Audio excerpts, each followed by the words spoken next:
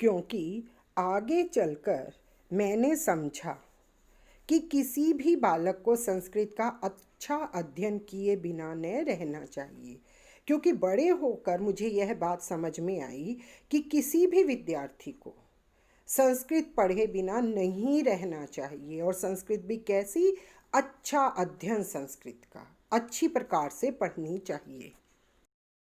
अब तो मैं यह मानता हूँ कि भारतवर्ष के उच्च शिक्षण क्रम में मातृभाषा के उपरांत, उपरांत मीन्स बाद में, राष्ट्रभाषा हिंदी, संस्कृत, फारसी, अरबी और अंग्रेज़ी के लिए भी स्थान होना चाहिए।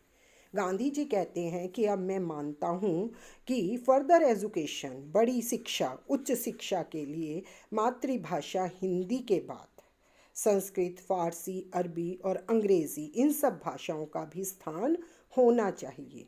इतनी भाषाओं की गिनती से किसी को डरने की ज़रूरत नहीं है। आप डरिए मत कि हमें ये सब भाषाएं सीखनी पड़ेंगी, इतनी सारी भाषाएं सीखनी पड़ेंगी। यद्यपि विधि पूर्वक भाषाएं पढ़ाई जाएं और सब विषयों का अध्ययन अंग्रेज़ी के द्वारा कराने का बोझ हम पर न पड़े।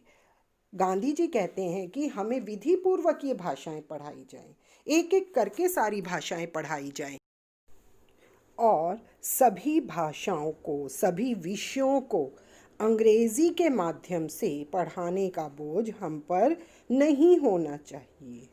तो पूर्वोक्त भाषाएं भार रूप न मालूम होंगी, तो ऊपर बताई गई ये भाषाएं हमें भार स्वरूप महसूस नहीं होंगी। अनेक भाषाओं का बोझ हम पर नहीं होगा, बल्कि उनमें बड़ा रस आने लगेगा, उन भाषाओं को सीखने में मज़ा आने लगेगा।